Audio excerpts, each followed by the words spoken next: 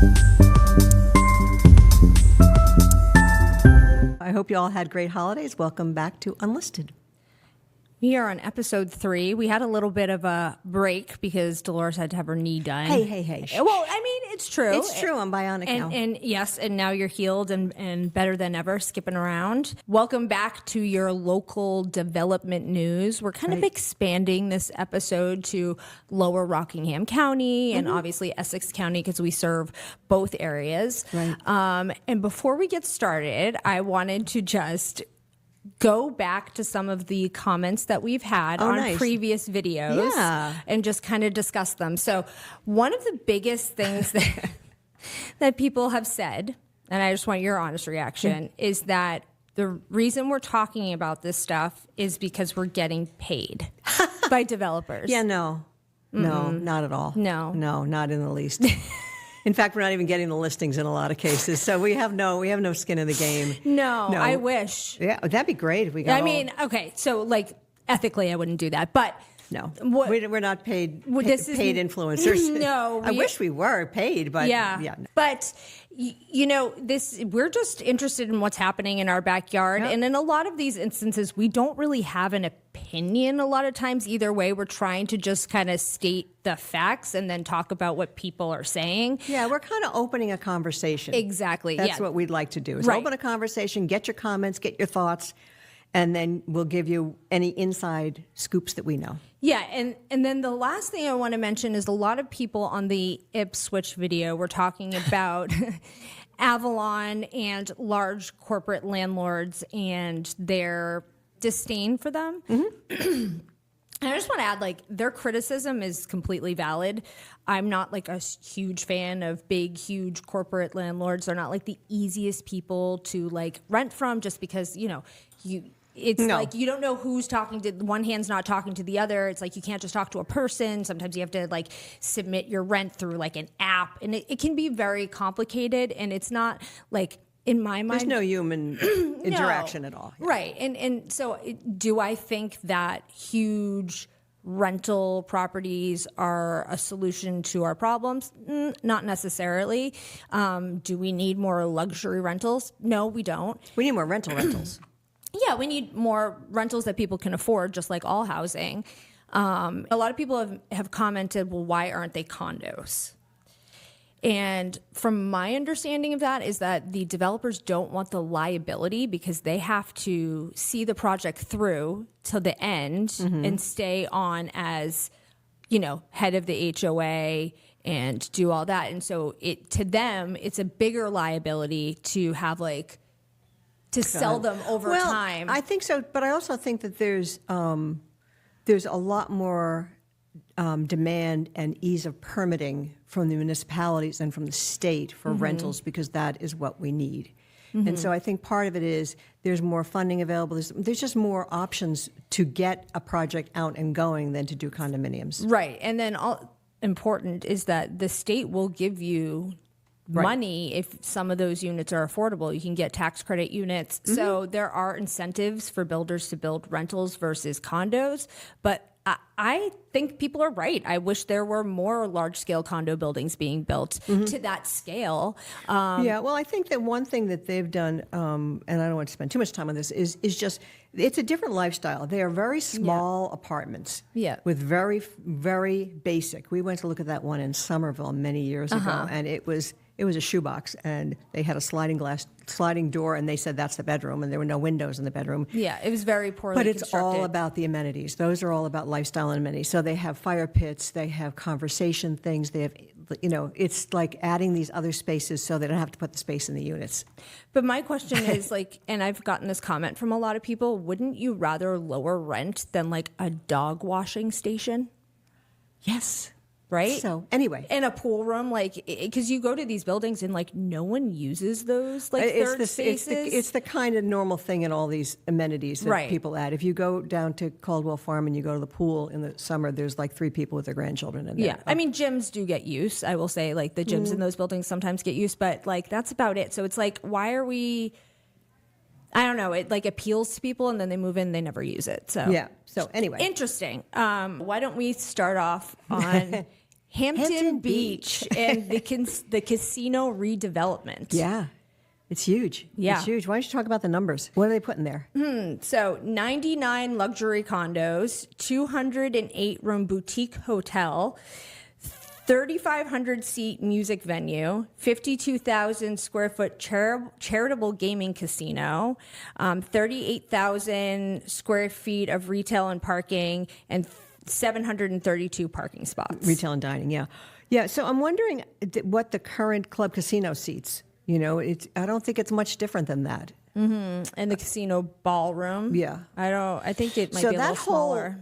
There's so much to unpack here. I mean, it is the section that is on the main drag. The strip, it's on the strip. It's mainly the strip.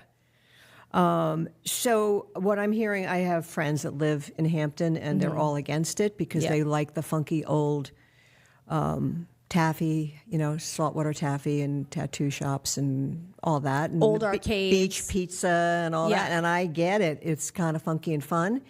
But it also is a stretch of waterfront that is being underutilized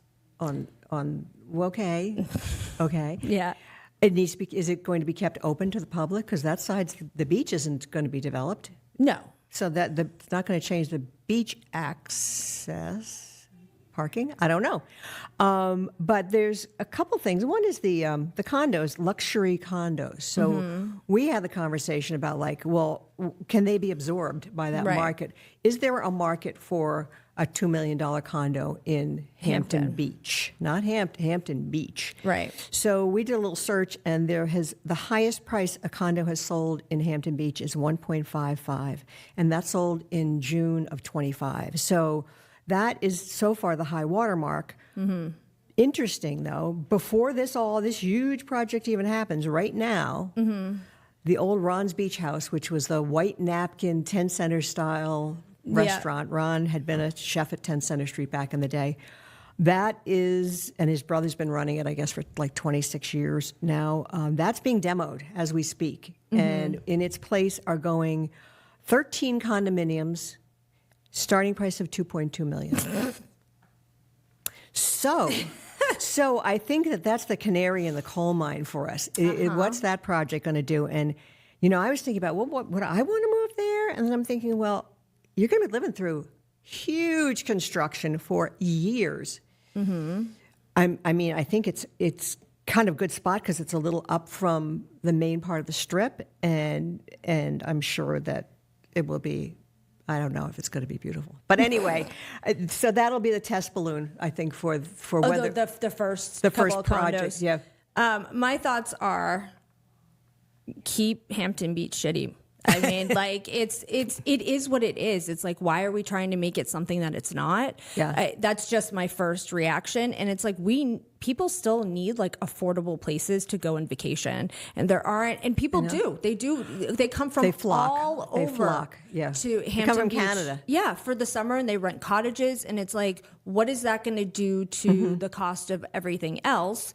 And also, just in general, the clientele that frequents the beach is not a high-end clientele. It just isn't. It is very, working class, middle class. Yeah. So I just don't. I mean, it could be a situation where if you build it, they will come. But I don't know. I mean, there's still. But it's waterfront. I know, but there's still brawls on the beach on 4th of July, between different groups of teenagers. People drive their cars down the strip and they're loud. They do, and they don't. Well, do that. you do. Mine, no. Yours just makes noise. Yes, and it's just. It's quintessential 1960s America, is what it is. It's just it's like the old Cape Cod. And old Salisbury Beach. And we need places like that. Yeah, but so we had what was the name of that street again? Ashworth. So think about this, though. I was driving, when you drive up to Hampton and you want to come south, you have to kind of go around the back of of the casino. And you see the dirty side of the casino on the other side, and it's Ashworth Ave. Now, that's not part of the project. And that's where the Goat is and Wally's. That's not going to be changed. No. Because and a lot of the properties at the beach, and this is the same thing in Salisbury Beach, They're families that bought those in 1920, and they still own them, and they're handed down generation to generation, and that is their summer vacation. Yep. And maybe they rent one out, and that pays for their family to go there. So I'm curious what will happen to Ashworth Ave. Now, obviously, the values could go up, but and a lot of the people that own those places are older. Yeah, so maybe they'll sell. We'll see. But can Hampton Beach become a luxury destination is the question. It's kind of like, can Everett and the casino be this high end? It hasn't really worked out. It hasn't. No, it isn't like a premier destination, so to speak. It's something people from out of the area come to. We don't. Yeah, locals go there too, but it's not like. Well, isn't there a casino in Seabrook too? There's a casino in Seabrook. Yeah, that's bizarre. Anyway, so we will see. Yeah. We'll get some images up, and you guys give us your opinions of what should happen there. From my understanding, it is a very good, well-funded, I don't know how good, a well-funded developer who is savvy. So hopefully that will make it a good project. We'll see. So the next subject that we're going to talk about, to me, this is like on the same level, brings me back to being a kid, the Cape Cod Bridge. Ooh. Okay, so Sagamore and Bourne Bridge. Yeah, that is like iconic. So in case you guys aren't aware, the state of Massachusetts is going to start taking people's houses by eminent domain because they are in the path of where they want to put a new bridge. The current bridge being 85 plus years old, structurally obsolete, it needs a full replacement. They can't continue to repair it. They need wider bridge with more lanes, bike and pedestrian paths, better emergency access. Does it say how many? Okay, as of now, 13 residential homes are going to be taken through eminent domain. Yeah.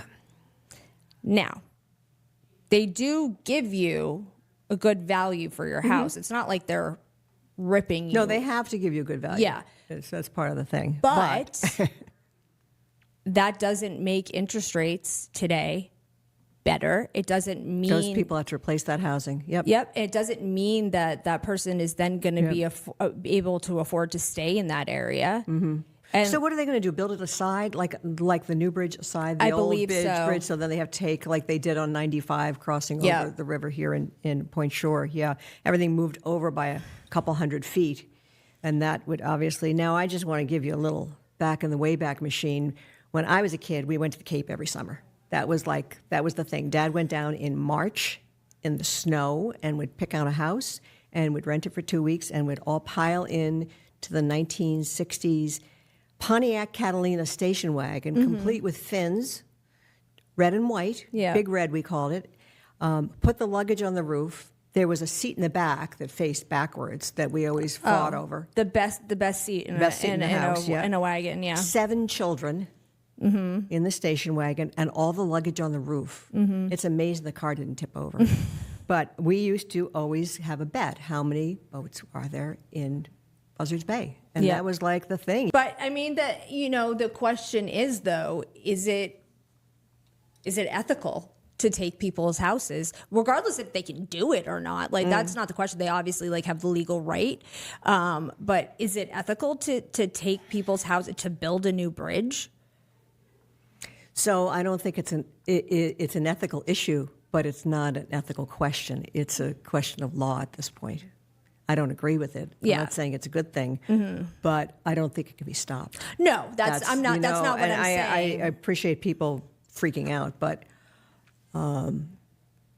there's not much you can do when the state has decided that. However, it's like, could they have done something else? Could they have found a way to not do that? Well, they could have closed the bridge and had nobody go to Cape Cod for 3 years. That would have worked real well, hon. So that's the problem. I know. That's the problem. I know. Unless they're going to do like a little shuttle across. But anyway, it's times change and things change, and so on that note of things changing, yeah.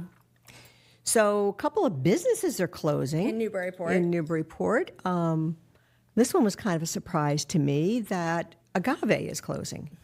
So that was in the paper a couple months ago. I haven't seen anything more about it, but I did a little bit of hunting this morning. It looks like they're closing the end of this month. Oh, that's sad. Over 20 years in business. But I don't know if it's because, the owner probably is ready to retire. Yeah. But they had another restaurant called Dose in Portsmouth, which closed years ago. And I don't think the owner lives in the area. Anymore. I think she lives in the Caribbean or something. So, I could see why they're closing, but there's a couple other Mexican restaurants around too, which probably has impacted them. Yeah. Yeah. So that one. And then the other one is Hyman's, which is so sad. So I'm going to be like, well, I'm so sad it's closing, but I haven't been there in decades. So I'm like the wrong person to speak on that. But I will say, as a nerd, I love the building. and it's like, of course, like I love that, commercial mid-century style building. It's so cool. It's going to be demolished. I mean, there's no doubt about that. Just to be clear, though, and I just want to say this on the owner's behalf, they are not closing because of retirement or lack of business. Yeah. We don't know why they are closing. My suspicion is it has to do with the Kmart project. Mm-hmm. And they're being forced out. And they're being forced out. After 70 years. They are on land that is owned by someone else. The same Kaplan who owns all of Port Plaza. Does Hyman's own the building? They probably, I don't know if they lease, I know that the corporation owns the land. Okay. And they probably had to make way for some kind of walkway through to Story Ave. And I think that's probably the reason. But they very quietly said something in the paper about we are not closing because we want to. We want to. And they have another location. But I didn't know. I heard that recently and I had no idea there was another location. So do you know where it is? I don't. I for some reason, I thought it was like Georgetown or Topsfield, something like that. Yeah. But one thing I would say about Hyman's is it was always the store with the ugliest shoes. Because they were practical. They had the best orthopedic shoes. And if you... Like the ones Grandma used to wear? Well, I'm a grandma and... No, but yes, Dearborns. Yes, they have all that. They also used to, when you were little, they used to carry stride rights, and we all had to have stride right shoes for our children. Yeah, so, and they would saddle shoes. They would, yes, and they would properly size you, which nobody does anymore. So that's another thing. They had that little slide thing, and they tell you what width your foot is, and then measure both feet because one's going to be bigger. That's all gone. Yeah, and they're famous Yankee Homecoming. Oh, fantastic. Sale. I mean, they carried all top brands, but Timberland, but they also carried like Vionic and Vionic. It was very always kind of geared towards older people, their styles. People who wanted comfortable feet, yes. Yes. Exactly. Not for fashion. It was not fashion forward, but you would go in and they would fit you and it was personal attention and you don't even get that if you go to Nordstrom now. It's just that's over. It's a customer service of a bygone era. That's right. So Newburyport has had a influx, I guess is the right word, of new condominiums popping up that are all in the $2 to $3 million mark. Yes, they have. Okay, so I want to preface this by saying the quality of construction is beautiful. The properties are beautiful. I mean, that building that's going up at the corner of State Street and High Street that looks like a mansard that's always been there, it looks amazing. Yeah, they really worked with the city on that to get the design right. It looks fantastic. And then Blake is also doing, I think it's 105? 105 State Street. Looks like it's going to be beautiful. I've seen the vision boards. And we're going to go through that later today. Oh, yeah, that's right. And there's going to be like this entryway that looks like very 1920s. Like it's going to be done right. So there's no question in my mind about the quality of this construction. I want to preface that by saying this. However, is there a market for 8 to 10, $2 to $3 million condos, not houses, condos? So I did a little quick MLS search. In the past year, there have been 2 condominiums that have sold over $2 million. Vernon Ave was one of them, but that really lives like a single family. That's more of a single family, but it's a condominium, and I can't remember what the other one was. There have been 22 sales in the last year of single family homes over $2 million. So clearly there's a market for $2 million. But we haven't even had that many single family homes sell over 3. Oh, but I went back 18 months. Yeah. And there were 3 sales over $3 million. Yeah. One was 270 Merrimack Street and 36 Toppins Lane, Yep. which is new construction. Which is right next to you. It's big, yeah. And then a 23 Lincoln, which is the one that Blake Wilcox did. Yep. And that actually was on for 4.3. It sold for 4.15. Now, it was 6,000 square feet. Right. So you kind of do the math backwards. It's pretty expensive to build a 6,000 square foot house. But it's always supply and demand. It's just like the rental conversation we were having earlier. You know, can we absorb all those units? And I think certainly on the rental piece, it takes a while for them to get absorbed when there's a ton of them going in. But, and it's, I just don't. So part of me thinks like empty nesters. Oh, it's totally would be great, right? It would be great for them because low maintenance, they can leave it and come back. But the issue for me is like, do they want to spend that kind of money and not have the privacy? Like, I'm just not sure. And, you know, time will tell, but it's just, I'm skeptical. I'm not as skeptical as you because I see in the empty nester marketplace, Newburyport is an extremely healthy market. We have a ton of that has really buoyed our market in terms of cash buyers and people waiving everything. I did I've got a certification in senior living and did some classes about the demographics. And basically, the senior buyer or the empty nester, that person has owned probably 3 or 4 homes in their lifetime. They may have built a home. They know exactly what they want. They will not suffer crappy spec. Right.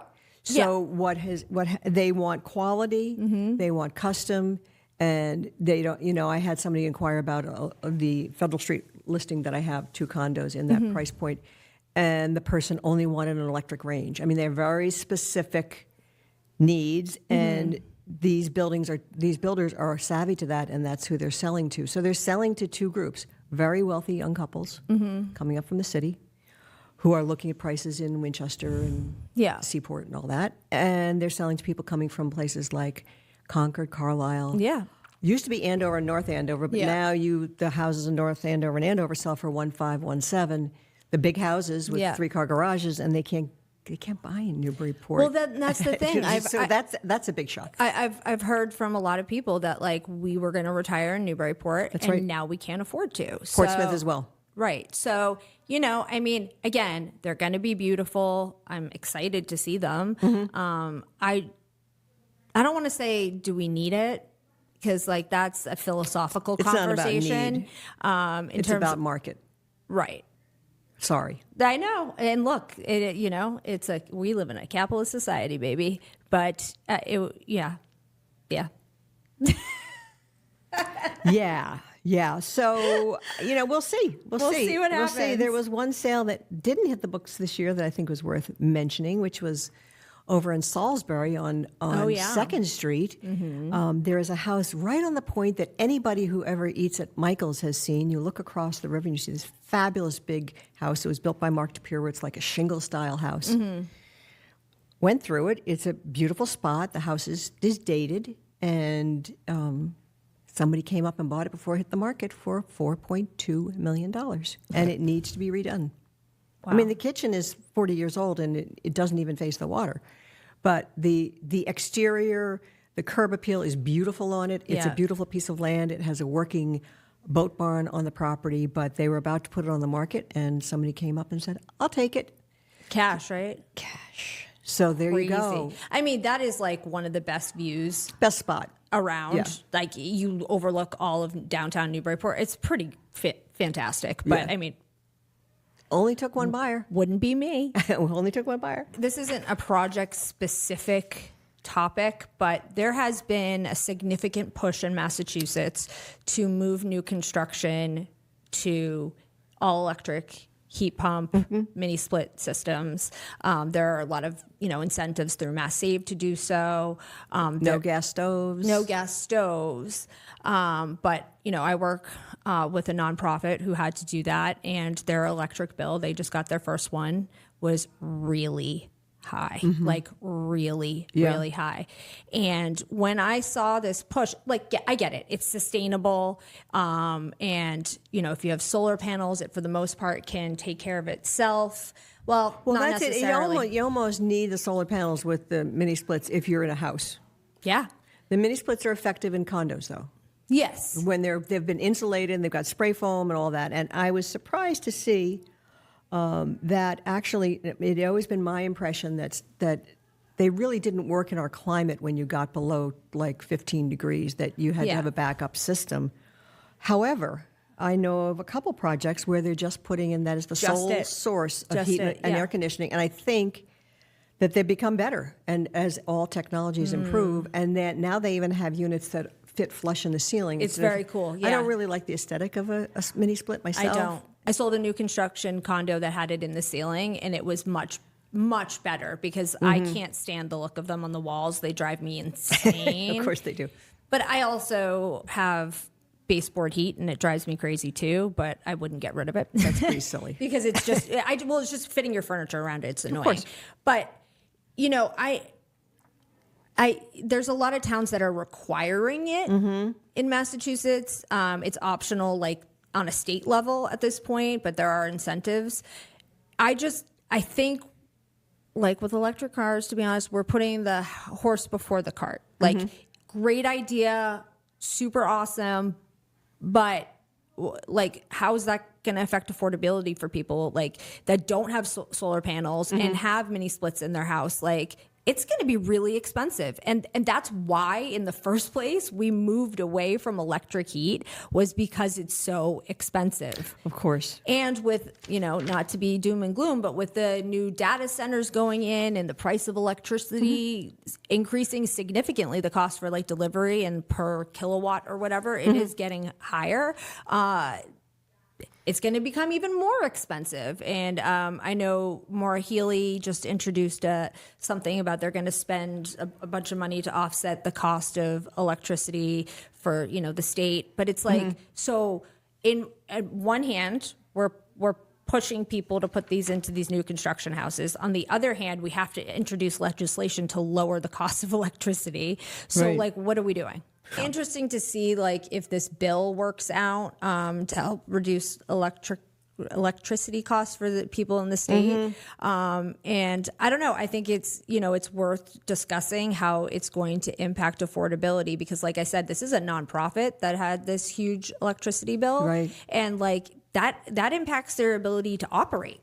So definitely does. It could be a huge issue. Or if you have low income people that have that in their units, and they get slammed with this huge bill, like, what if they can't pay it? Yeah. So we're going to talk about 34 Central Street in Newbury, which is really Byfield, a new project. And I'm not really that familiar, so why don't you lead off, Ms. Rach? 44 new residential units are going to be added to Byfield.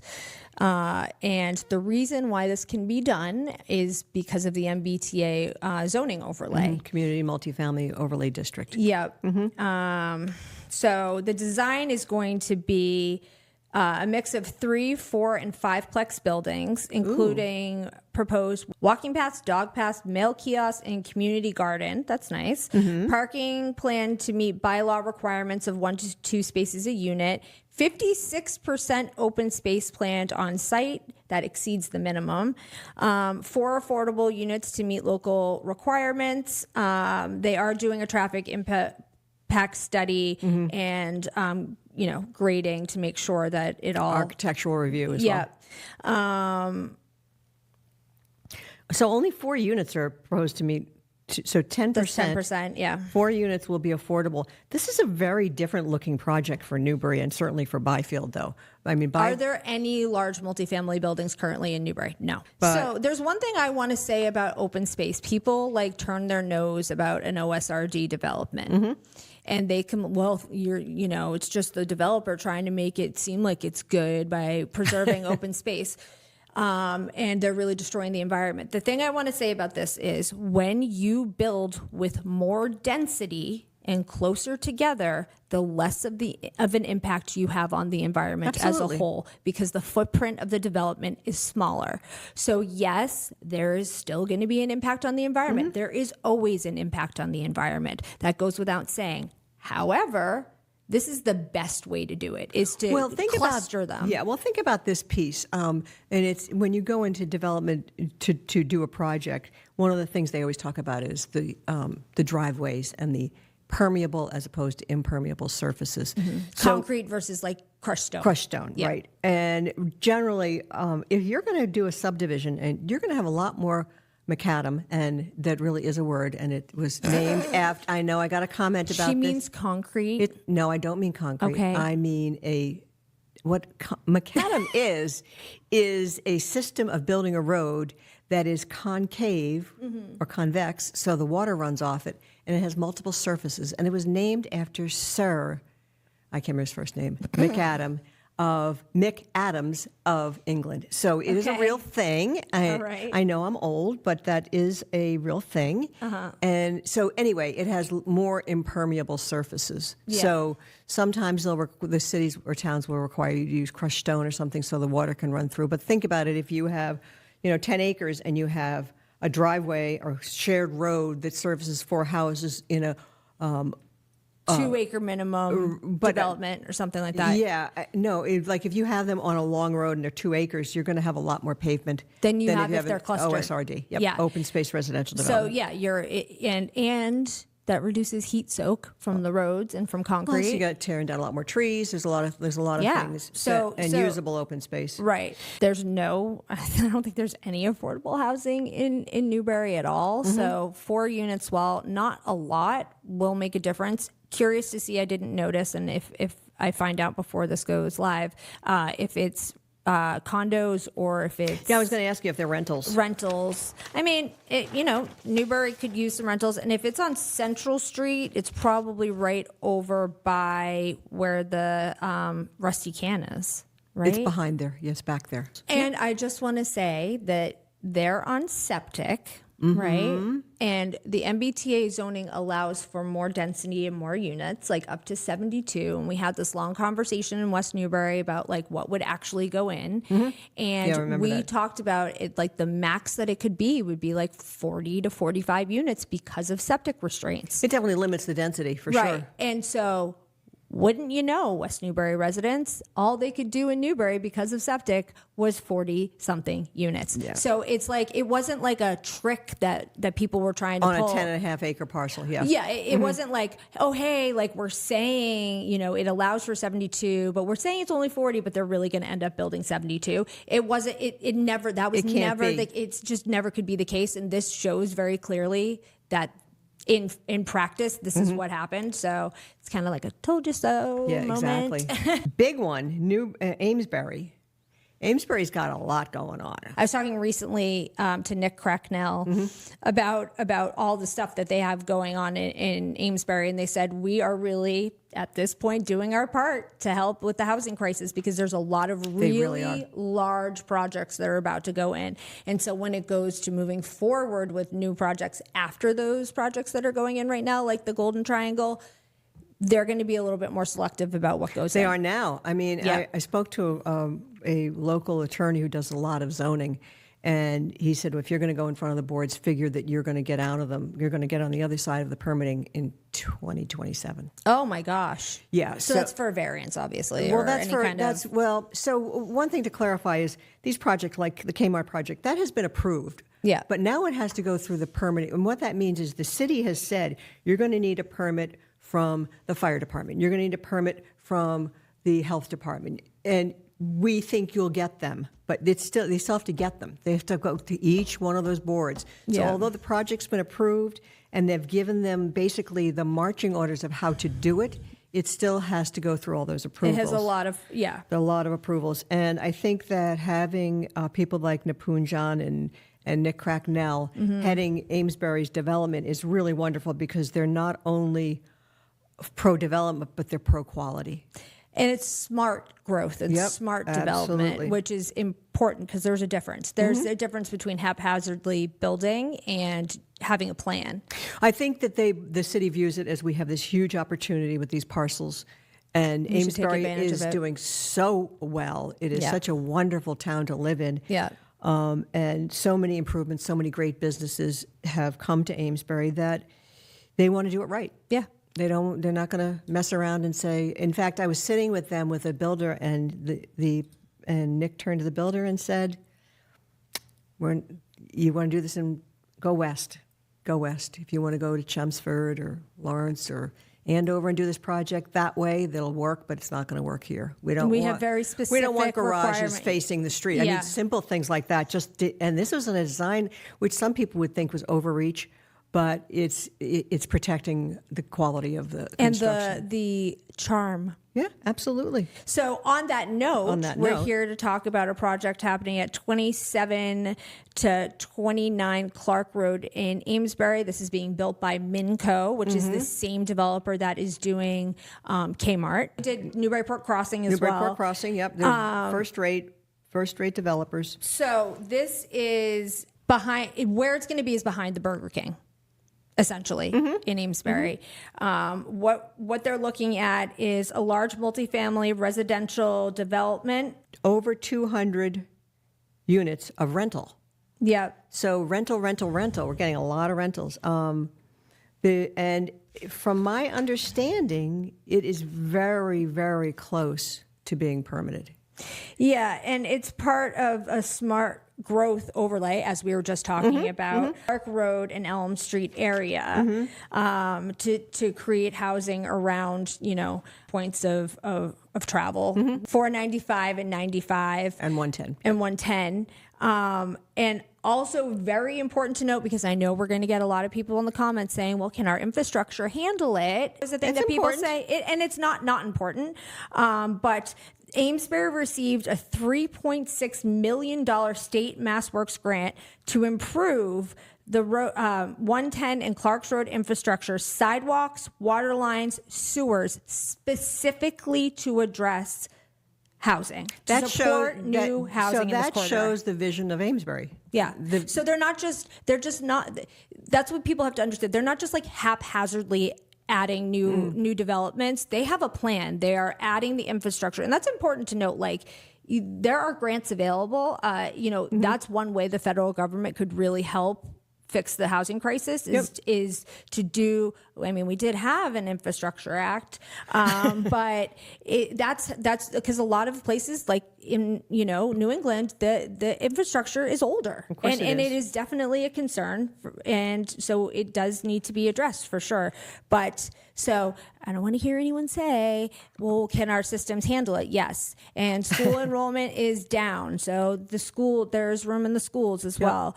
And they just built a new elementary school. And maybe the taxes will help because they did vote down the Prop 2.5 override. So they need the extra tax revenue. So I don't know. Maybe it will help. Maybe it won't. Everyone's going to be mad. We'll see what happens. Everyone's always mad. Yeah. So 40R, that's interesting. So basically the 40B, if you don't know what that is, just a quick explanation. The state of Massachusetts has 40B, and what that means is that if you have a project that you want to put that's denser than is allowed, right? That's denser than zoning permits, you can override local zoning and go to the state. So what we have now are called friendly 40s. So what that means is the city knows that the developer has a big stick and can knock them over the head with and say, I'm putting in 150 units. But instead they go and they say, I'm only going to do 20, and I want your support. Yeah. And then by zoning, maybe you can put in 5 houses, right? Maybe it's a 6-acre site. So, it's a way of compromising, and it's a way of having leverage by the developers on the city, but also for the city to have leverage on the developers. And it seems to be working out well. I'm sure there'll be people that disagree, but please do, because we want to hear what you think. And people don't agree with 40B. A lot of people don't agree with 40B in general. And the reason it exists is to allow for inclusive zoning and to basically force developers to make affordable housing. Now, in practice, does it help? The jury's still out. There are people on the state level that want to completely get rid of it and do something else because they don't think that it's as effective as it could be. So, well, I think they think that gives developers too much leverage.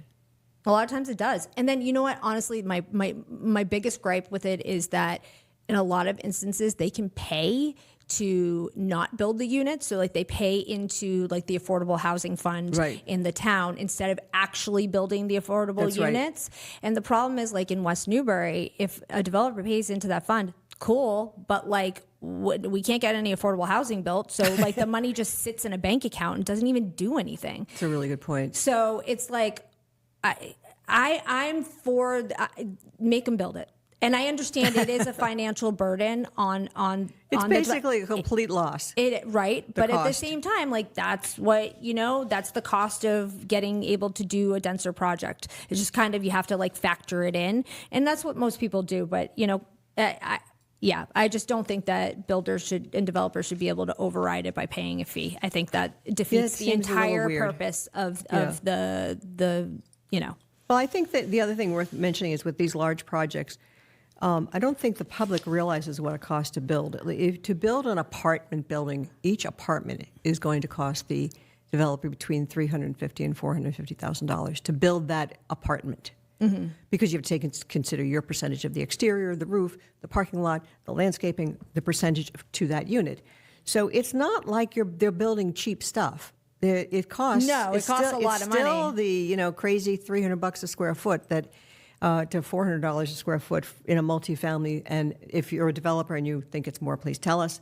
And that's why they're not building affordable homes anymore because it costs too much. Too much money. So you build it, and their banks want to see a return on investment. Their investors want to see, and they want to get paid for working. I mean, I don't think it's unreasonable to get paid for working. But there is a project that's kind of quietly happening in Newburyport. It's in your backyard, actually. It is. So this is 18 Highland Ave in Newburyport. If you are from the area and you've been to Anna Jake's Hospital any time in your lifetime, going up Highland Ave from the high school, on the right before you go into the hospital parking lot. On your left, yeah.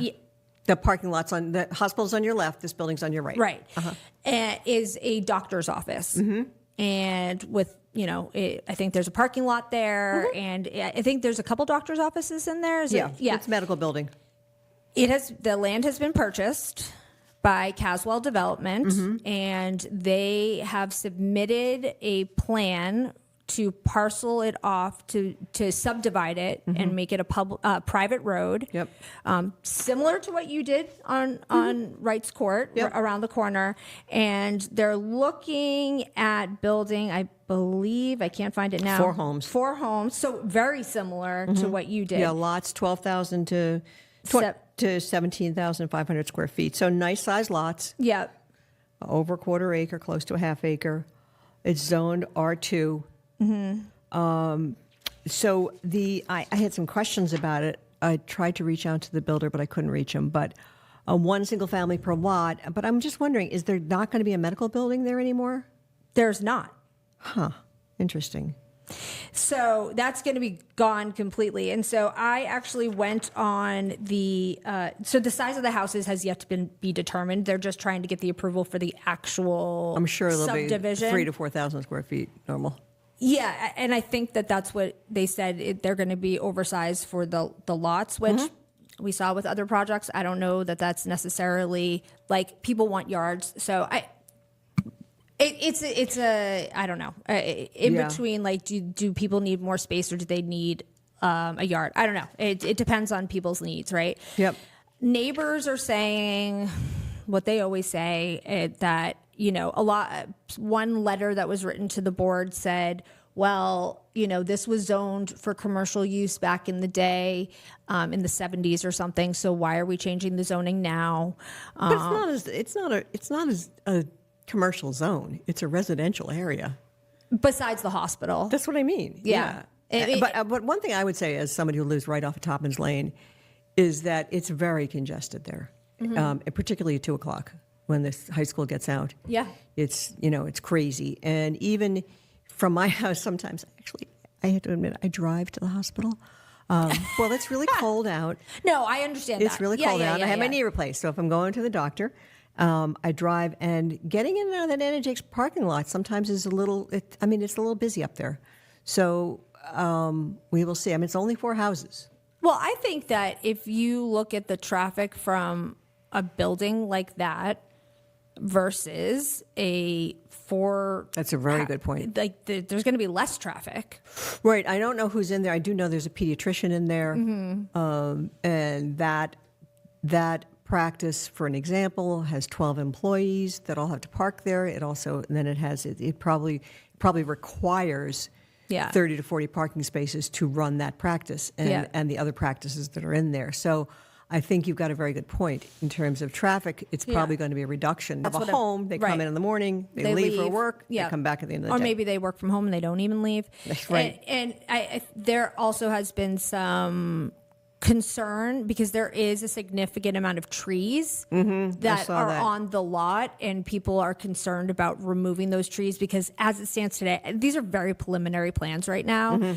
They're not going to leave a ton of trees, and so people are concerned about that impact to the environment. And I get it. And, like Caswell does a great job. We've talked about them before on the podcast. They do, they're conscientious. It's quality construction, and they're Newburyport natives. It's not like they're not, you know what I mean? They're out of towners coming to screw up Newburyport. And I mean, it's unfortunate that those doctors that are in that office are going to have to relocate and that, they're not replacing. That stinks, you know what I mean? But at the same time, I mean, we do need housing. But again, the question becomes, do we need more luxury housing? That's just, again, and that's just like an ethical question more than anything. There's definitely money to be made. Don't get me wrong. But, Well, it always comes down to market demand and cost. And the problem is that a lot of land, basically you could buy a lot of land, while back at $250, $350, you could buy a lot of land. Now they're $500,000 to $700,000 for a good lot in Newburyport. Half an acre. Yeah. So what are you going to build? I know. Trust me, you can't build a $500,000 house. That's for sure. No, because you already spent it on the land, right? Without any improvements. That is it for today's episode. We were going to cover 10 topics, but we yapped for too long.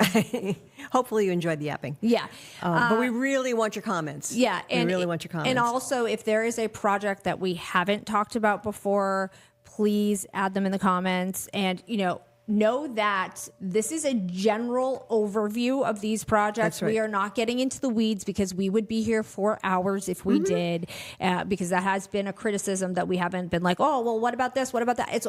We can only do so much. Yeah. And there again, if you have a question about a property or like a specific concern or a house, why is that house run down? Let us know and we'll do research and find out for you because we have some resources. But it's always a blast to get on here and talk about what's going on in our Greater Newburyport. Thanks so much. We'll see you on the next one.